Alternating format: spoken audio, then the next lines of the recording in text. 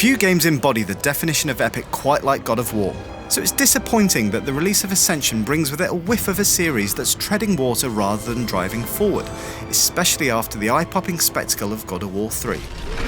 Ascension does break new ground. It's the first God of War to introduce multiplayer, and the combat system has been refined, so it's better than ever. But these are baby steps rather than bold innovations, and are overshadowed by a general feeling the series has run out of ideas.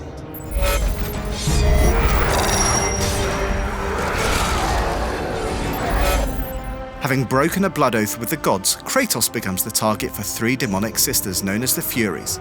The opening fight against one such Fury, Megara, is essentially a string of small-scale scraps, punctuated with QTE events against bigger beasts. While it's enjoyable and at times visually impressive, it lacks the breathtaking scale and gut-punching action its predecessor delivered in spades. Considering Ascension is a prequel, I expected the story to bring Kratos' backstory to the fore. It doesn't. Instead, it gets muddled and is ultimately incidental to the all-out action.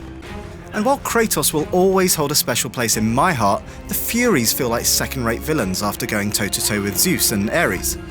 I didn't really rally behind Kratos' cause in Ascension in quite the same way I did when it was him versus the gods.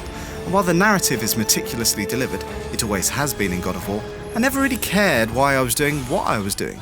In fact, it feels like the story takes a backseat to the brutality, which has been notched up in Ascension.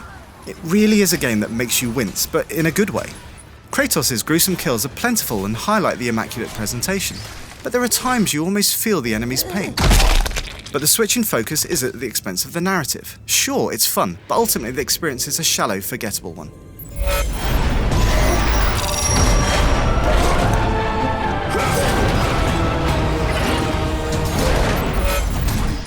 Combat has been tweaked and it's as satisfying as ever. Kratos now relies mostly on the Blades of Chaos, although you can now imbibe different powers such as fire and electricity into them. This adds a new, subtle layer of strategy to the combat, further enhanced by the addition of secondary weapons like clubs and javelins, and magic items. In fact, Kratos is a more versatile fighter than ever before, which is odd considering Ascension is an origin story.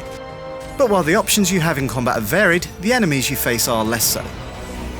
There are some truly standout moments in Ascension, but all too often the game falls back on carbon copy battles with enemies you've encountered countless times before. The overall experience then feels somewhat muted and forgettable, which is disappointing considering the game's heritage. There's more emphasis on puzzles, and the ability to heal and decay your surroundings adds new dimension to the gameplay. But if you're a God of War veteran, there's not that much that will challenge you. The same cannot be said for a certain section of the game called the Trial of Archimedes. For the most part, the game's difficulty is gentle, and overall it's probably the easiest of the series. But this one section stands out, not just because it's difficult, but because it's unfair. At times, there is literally nothing you can do to avoid death, which feels cheap and frustrating. And while you will eventually succeed, the challenge is completely at odds with the rest of the game.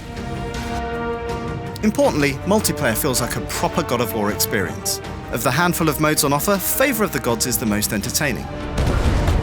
It's essentially a race to score the most points by capturing bases and killing opponents.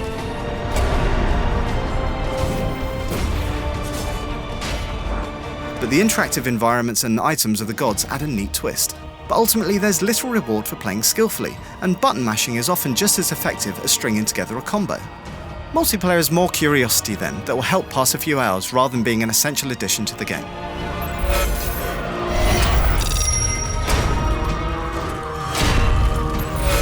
There's no denying Ascension single-player is enjoyable, but the paper-thin story and by-the-numbers gameplay mean it's the weakest of the home console God of War games. The multiplayer brings something fresh to the table and the brutal combat translates well, but it's not compelling enough to keep you coming back for more. And that's probably Ascension's biggest downfall. It's enjoyable, but ultimately forgettable, and the fire that once drove Kratos to battle the gods has all but extinguished. For more on God of War Ascension, keep it locked on IGN.